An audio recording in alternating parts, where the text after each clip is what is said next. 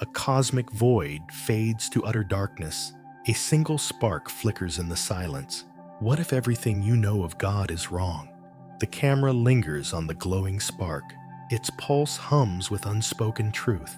The question hangs in breathless stillness. Not a being, not a throne, not a name. What then is the divine? The screen shifts to Tesla's face. His eyes glow with radiant knowing. No words, only light and quiet motion. A vibration stirs beneath his gaze. The camera pans to a starry expanse. Galaxies hum in endless rhythm. What if God is not above or beyond, but a frequency woven through your soul? A desert night blooms with starlight, each star a whisper of the unseen. Humanity has chased the divine for ages, yet missed the light that hums within. The screen fills with swirling threads, each pulse a question, a spark, a dream. Science probes the edges of creation. Faith builds altars to the unknown. The camera drifts to an ancient ruin. Its stones glow with timeless weight. Religions carve God in human form, but forms confine what has no bounds. A scientist traces glowing waves. Vibrations dance beyond their tools. The divine eludes all measured truth. It hums where logic cannot tread. The screen shifts to a glowing forest. Trees pulse with silent harmony. Tesla saw beyond the veil of dogma. He found a truth no creed could hold. A single figure stands in twilight. Their heart hums with quiet wonder. What if God is not a distant judge, but a presence in your every breath? The camera pans to a flowing river. Its currents sing in gentle tones. The East spoke of one boundless source. The West sought truth in measured laws. The screen fills with vibrant colors, each hue a life, a hope, a spark. Tesla stood where paths converge. He saw God as light without a name. A glowing silhouette walks through mist. Light trails behind their steady steps. What if God is not a tale you learn, but a truth you feel within your core? The camera drifts to a cosmic sea. Waves reflect the stars above. The question is not where God hides, but why you seek what never left. An ancient scroll glows faintly. It speaks of light beyond all words. The divine is not a place to find. It is the hum that binds all life. The screen shifts to a radiant dawn. Light spills across a silent plain. Tesla's vision broke the chains of fear. He saw the divine in light's great dance. A child gazes at the glowing sky. Their wonder hums in pure vibration. They ask what lies beyond the stars. Their soul already holds the truth. The camera pans to a glowing meadow. Fireflies pulse in gentle dance. Science touches the edge of mystery. Faith feels its warmth, but cannot grasp. A scientist adjusts a glowing screen. Vibrations hum in endless waves. The divine is not a proof to chase. It is a light you carry now. The screen fills with swirling light. Each pulse a life, a truth, a spark. Tesla's question stirs the silent heart. What if God is closer than you know? A glowing orb pulses softly. Its glow syncs with a cosmic heart. This question cracks the walls of doubt. It wakes the soul to light unseen. The camera drifts to a quiet temple. Its air hums with sacred stillness. The divine is not a form to worship. It is a frequency you can become. A single candle burns in darkness. Its flame sways in gentle rhythm. What if God is not who you think, but a light you've always known? The camera rises to a cosmic web. Threads of radiance bind the stars. Tesla's truth lights the path ahead. The divine is here in every breath. The orb pulses stronger now. Its glow becomes a radiant tide. What is God but light's deep call? What is truth but light's true home? The tide of light fills the screen. A new horizon begins to form. A new horizon fades to a dimly lit room. A single lamp flickers in the gloom. The camera pans to a dusty envelope. Its seal reads, Tesla, 1930, in faded ink. A quiet hum fills the silent air. In that year, a man spoke truths. Nikola Tesla sat in shadow, not of circuits or machines, but of light that knows no end. The screen shifts to Tesla's face. His eyes glow with radiant calm. God is light, he said softly. No worship, needed no idols carved. The camera drifts to a locked vault. The envelope vanishes in its depths. They hid his words for 83 years, too vast, too bright for their time. A glowing thread pulses faintly. Its hum weaves through cosmic dark. Tesla spoke what few could hear. The divine is not a form to fear. The screen fills with swirling mist. A figure walks through city streets. Tesla's steps hum with quiet power. His mind saw truths beyond the veil. The camera pans to a starry night. Each star, a spark of silent wisdom. Others walk this path before him. Spinoza saw God in nature's law. The screen shifts to a glowing scroll. Its words hum with ancient truth. Krishnamurti broke the chains of dogma. He spoke of truth without a name. A quiet temple glows at dawn. Its stones pulse with timeless light. Gopi Krishna felt the inner fire. Kundalini hums in radiant waves. The camera drifts to a glowing orb. Its pulses sync with cosmic rhythm. Tesla stood among these seers. He saw the divine in light's great dance. A scientist traces vibrant patterns. Vibrations hum beyond their tools. The divine is not a throne or crown. It is a frequency in every heart. The screen fills with vibrant threads. Each hums a life, a spark, a truth. Tesla's words were locked away, yet truth cannot be caged for long. The camera pans to a glowing forest. Trees hum with quiet energy. His voice spoke to the soul's deep core. God needs no altar, only light. A single figure stands in silence. Their breath hums with gentle glow. Tesla saw beyond the rituals. He felt the divine in every wave. The screen shifts to a radiant sea. Waves crash in rhythmic harmony. Spinoza wrote of one great whole, all life, a spark of boundless light. The camera drifts to a desert night. Stars burn bright above the dunes. Krishnamurti urged us to see. Truth lives in silence, not in creeds. A glowing silhouette walks through mist. Light trails behind their steady steps. Tesla's vision joined these minds. He saw God as light without a form. The screen fills with swirling colors. Each hue, a life, a dream, a spark. His words were buried out of fear. They shook the roots of rigid faith. The camera pans to a glowing scroll. Its words hum with sacred fire. Gopi Krishna spoke of inner light, a force that wakes the soul's true home. A scientist adjusts a glowing screen. Vibrations dance in endless waves. Tesla's truth was not of dogma. It was a call to know the light. The screen shifts to a radiant dawn. Light spills across a quiet plain. His voice still hums through time. God is light in every breath. A child gazes at the glowing sky. Their wonder hums in pure vibration. Tesla spoke to hearts like theirs. He saw the divine in silent truth. The camera drifts to a cosmic web. Threads of radiance bind the stars. His words were hidden, but not lost. They call us now to see anew. A single candle burns in stillness. Its flame sways in gentle rhythm. Tesla's vision lights the way, beyond belief to knowing truth. The screen fills with swirling light. Each pulse, a life, a hope, a spark. He spoke of light that never fades, a truth that lives in every soul. The camera rises to a glowing orb.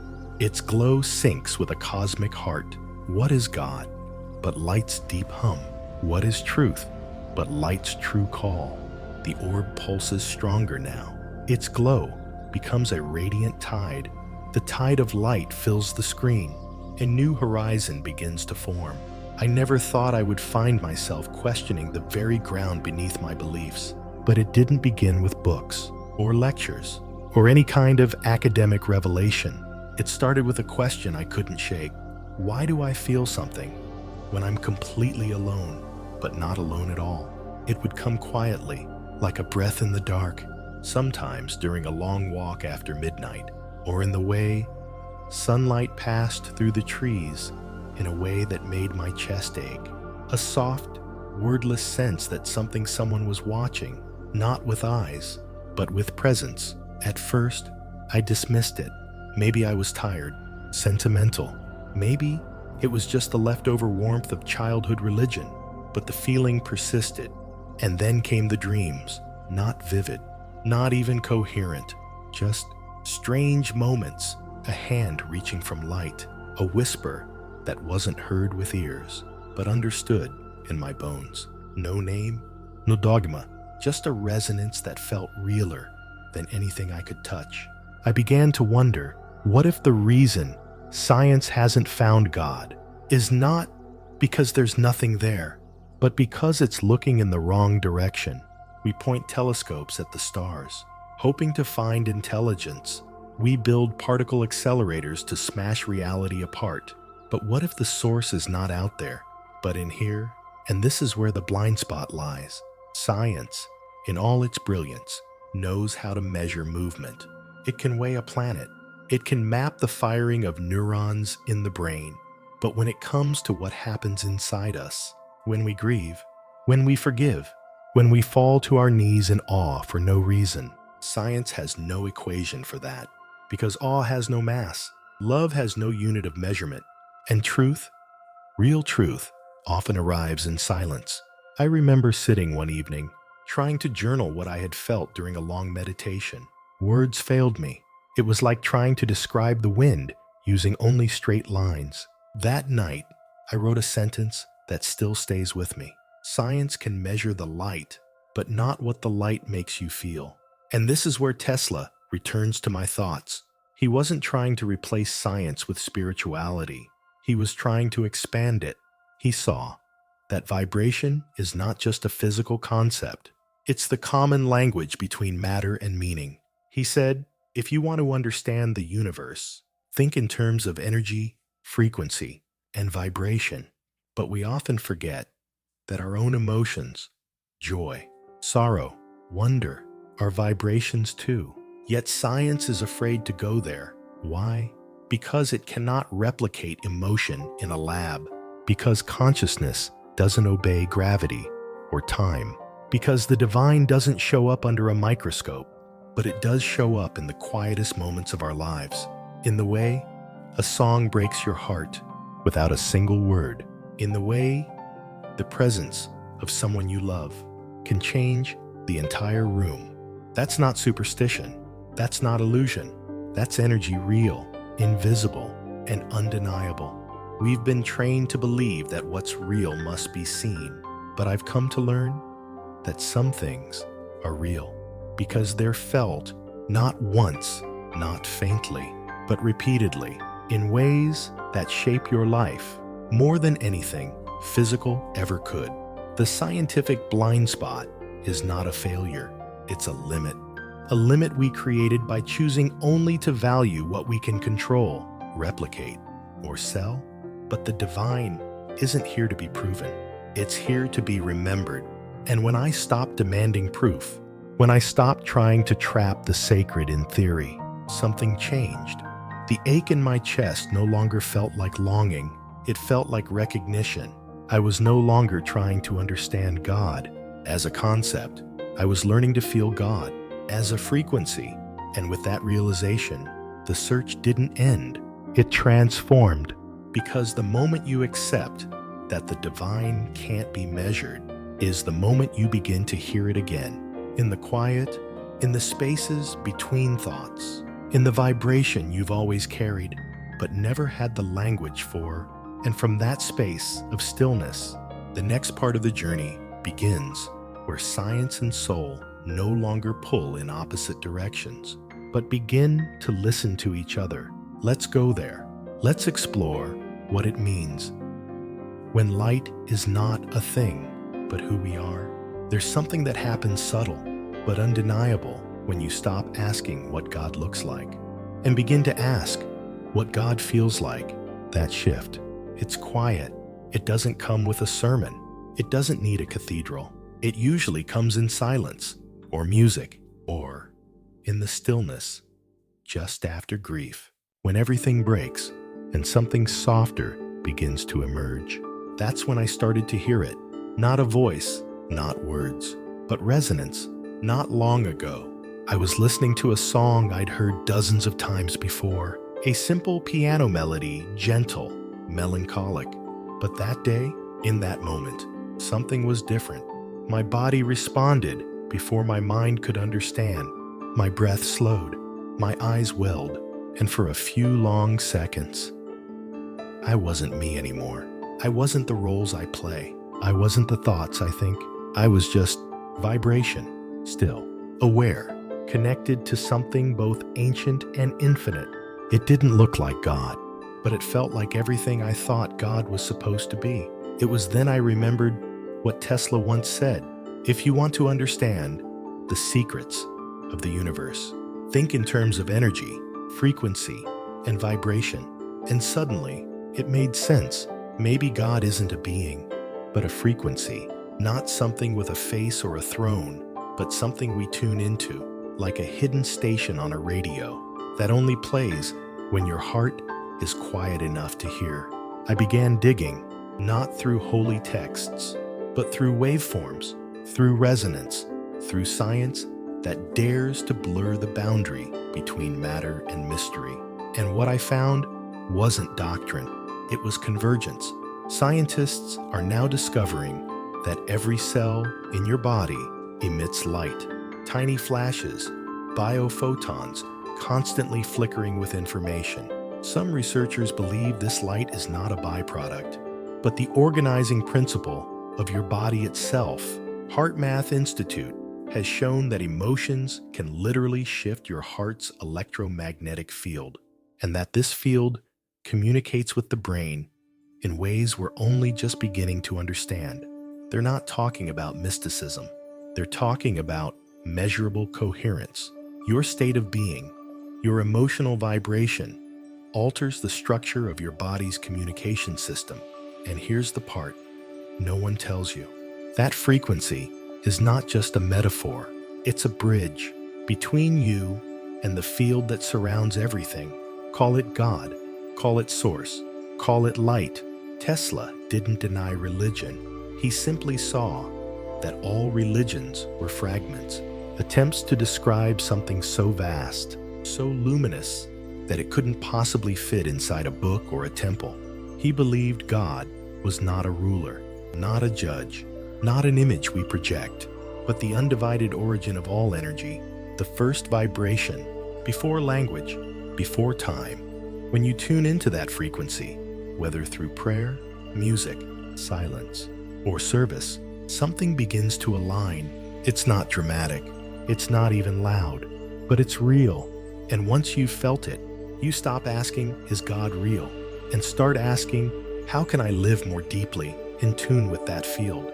And suddenly, the definition of spirituality shifts. No longer a belief system, no longer a ritual, but a relationship between your energy and the source of all energy, between your personal vibration and the original frequency that breathed everything into being. And maybe that's what Tesla meant. Maybe understanding the universe was never about math alone, but about resonance, living in a way where your thoughts, emotions, and actions move in harmony with the invisible music that surrounds us all. In that light, God isn't above us. God is within frequency itself. And every time we align with truth, with love, with stillness, we become less of a seeker and more of a tuning fork. And the next time you feel something in your chest, from a song or a stranger's kindness or the quiet between two heartbeats, don't ignore it. That might not just be a feeling. It might be God, not watching, not waiting, but vibrating inside you. And that vibration, is the doorway to everything that comes next. I grew up, like many people, with an image of God that came pre-packaged, a bearded man in the sky, watching from above, judging, rewarding, sometimes punishing. And even though no one ever said it out loud, the message was clear. God looked like a person. God acted like a person. And God only approved if you lived a certain way, said the right prayers, followed the right path. But the older I got, the more that image began to feel too small, too human, too familiar. I started to wonder, if God is truly infinite, why does our understanding feel so limited? That question didn't make me lose faith. It made me start over. It made me realize that maybe we didn't discover God. We created a version we could understand or control. And that's not an attack on religion. It's just an honest reflection. Because for centuries, we've been projecting our own psychology onto the divine. We gave God a face. We gave God a temper. We gave God rules, our rules, and then worshiped the image we built. But as Tesla once said, people project their own image onto God to make worship easier. And in doing so, we traded awe for certainty. We traded mystery for a manual. We stopped listening for resonance and started performing rituals. We began to fear what should have set us free. And here's the truth I had to face. I wasn't afraid of God. I was afraid of disappointing the version I had been told to believe in. The version with conditions, with checklists, with disapproval in his eyes. But then something shifted. It happened gradually, in quiet moments where no prayer was spoken, in the presence of beauty I couldn't explain, in the kindness of a stranger that felt holy. And I began to realize, maybe God isn't someone watching from outside. Maybe God is the force moving from within, not judging, not waiting to catch me in sin, but breathing through every act of love I witnessed. Every silence that felt full instead of empty. Religion, in its best form, was meant to point us toward that presence. But somewhere along the way, the finger became more important than what it was pointing to. We got caught up in forms, in doctrines, in buildings, and forgot the formlessness that lives behind all things. I remember a conversation with someone I loved deeply. They told me, with sadness in their voice, "I don't believe in God anymore." And I said quietly, maybe you never stopped believing. Maybe you just stopped believing in that version. Because belief in a punishing deity is not the same as trust in a living force. And rejection of doctrine is not rejection of divinity. In fact, sometimes it's the first real step toward it. Tesla wasn't against religion, but he knew it was only a tool, a reflection, not the source. He saw God not as a ruler, but as vibration, not as a person, but as presence. And when you begin to feel that, when you allow your heart to become a receiver instead of a reactor, you don't need to abandon your beliefs. You just let them evolve from form into frequency, from rules into resonance. So if you've ever felt like God is distant, maybe it's not because you're far away. Maybe it's because the image you've been looking at isn't big enough to contain what you already feel. And maybe it's time to stop searching for God in statues and skies and start listening for God in stillness, in kindness, in the space between heartbeats, where love speaks without words. From here, the question is no longer, what does God look like? But rather, what does God feel like? When you stop trying to see him at all, that's where we go next. Into the memory of the soul, into the light that was never outside you, but always waiting to be remembered. There's a moment quiet and unassuming, when something deep inside begins to stir. It's not loud. It doesn't arrive like a miracle or a lightning bolt. It feels more like a soft returning, like something you didn't know you'd lost, slowly finding its way back to you. For me, it began with the simplest question. Why does this feel familiar when I've never been here before? Maybe you've felt it too, in a place your feet have never touched, but your heart instantly recognizes, or in a person you've just met. Yet your soul greets them like an old friend, or in the silence between words where you suddenly feel home. These are not accidents. They're echoes, resonances, fragments of something older than memory. Tesla once said, "You are not born, you do not die. You are light, and light, unlike form, doesn't forget. It doesn't age. It carries memory, not the kind written in books, but the kind woven into the very fabric of your being." As I began to let go of the image of God I had inherited, something else emerged, a feeling, not from the mind, but from a place behind the mind, the space that notices before thoughts arrive. And in that stillness, memories began to return, not of people or events, but of knowing, a knowing that I am more than I appear, that this body is a garment, that this life is a chapter, and that underneath it all, there is light. I couldn't explain it to anyone, and to be honest, I didn't need to, because the truth of the soul doesn't ask to be proven. It simply waits to be remembered. It waits in the pause between breaths. It waits in the look you give to someone you love without needing words. It waits in the ache you feel when you witness something beautiful, and in the quiet grief that has no story, only depth. These moments are not random. They're the language of the soul. They are what Tesla understood when he spoke not as a scientist, but as a knower. He said, "I don't believe, I know." And perhaps we're all moving toward that place where belief dissolves into memory, and memory becomes recognition that the God we seek has always been within the light we carry. I remember a dream, not vivid, but impossible to forget. I was walking through a place made of nothing but soft light. There were no walls, no sky, just presence. And in that presence, I didn't have a name, but I was something fully known, fully loved, not by a figure, but by a field. When I woke, I didn't write it down. I didn't need to, because some things, when felt deeply enough, live in you forever. And that's the soul's memory. It doesn't speak in words. It doesn't need proof. It lives in vibration. It reveals itself when the noise fades, and we become quiet enough to hear what's always been singing underneath. So if you've ever felt like you're searching for something, but you don't know what, if you've ever wept without knowing why, or felt wonder rise like a wave at the smallest, simplest things, that's not confusion. That's remembering. And once that remembering begins, once the light inside starts to glow again, you don't return to an idea. You return to yourself, to the part of you that never forgot. From here, the journey changes shape. We stop climbing towards something and start tuning into it. Because the next realization is this: God is not only to be known. God is a field you can feel, and you are made of the same light. Let's step into that frequency and learn how to listen.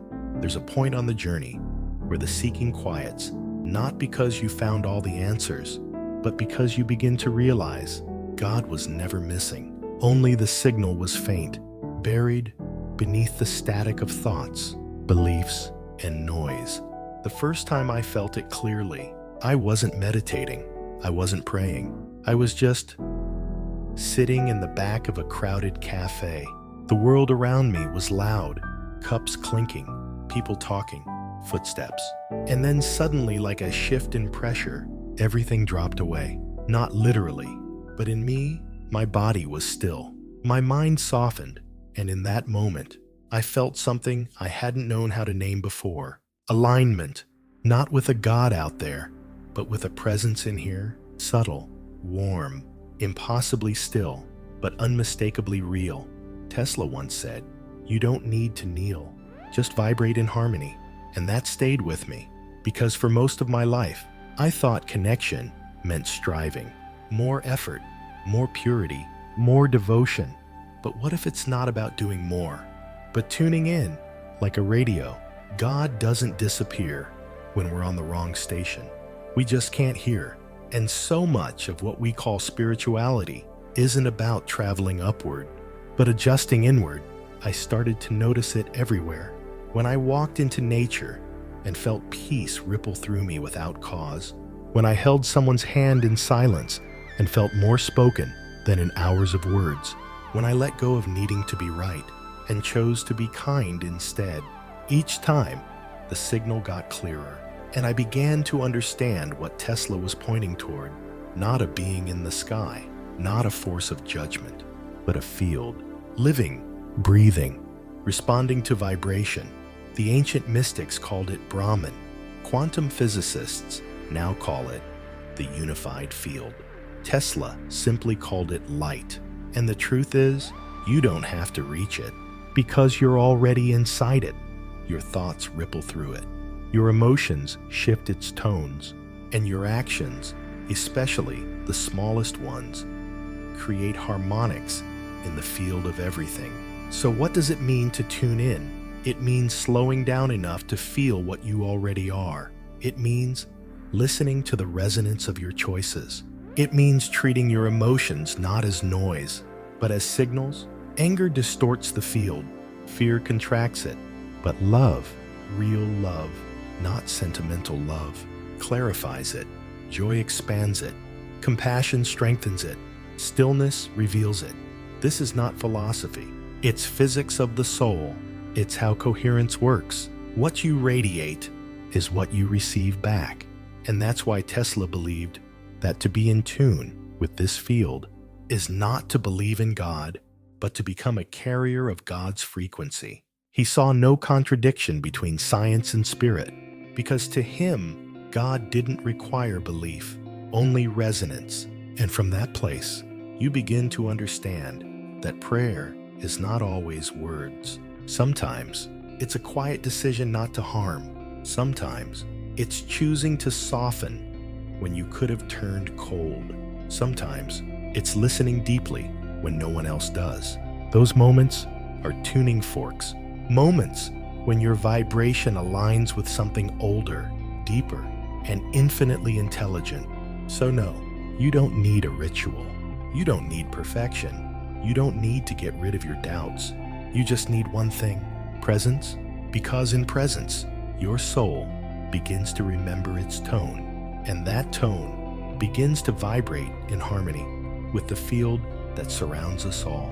And when that happens, you don't feel far from God. You feel like a part of God, because you always were, and now you're starting to hear the music again. From this space, we're ready to ask the question that lives behind every spiritual search. Did I ever need to find God, or just remember how to feel? Let's walk into the final space, not to reach a conclusion, but to return to what was always waiting in the quiet light within. There's a kind of silence that isn't empty. It hums, it breathes. It feels like standing in a field just before dawn, when the world is holding its breath, waiting for the first light to rise. That's the space I found myself in, when I finally stopped asking, not because I had all the answers, but because the questions no longer felt heavy.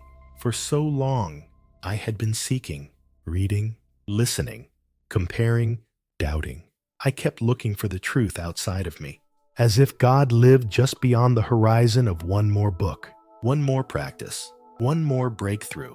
But in that still moment, with no music, no voice guiding me, only breath, I felt it, a presence that didn't speak, but was unmistakably there, not watching me, not testing me, but with me. And then I understood I was never separate. I just forgot. All along, I had mistaken the search for the destination. I thought I had to climb towards something, reach it, earn it. But the light, the one I had been chasing, was never ahead. It was within, waiting, not judging my delay, not demanding devotion, just waiting for me to become still enough to notice. Tesla once whispered something that changed me forever. God is the breath of light inside all things. It doesn't need to be proven. It only needs to be remembered. And there, in that soft remembering, the entire idea of God changed shape. God was no longer an answer, not a sentence, not a conclusion.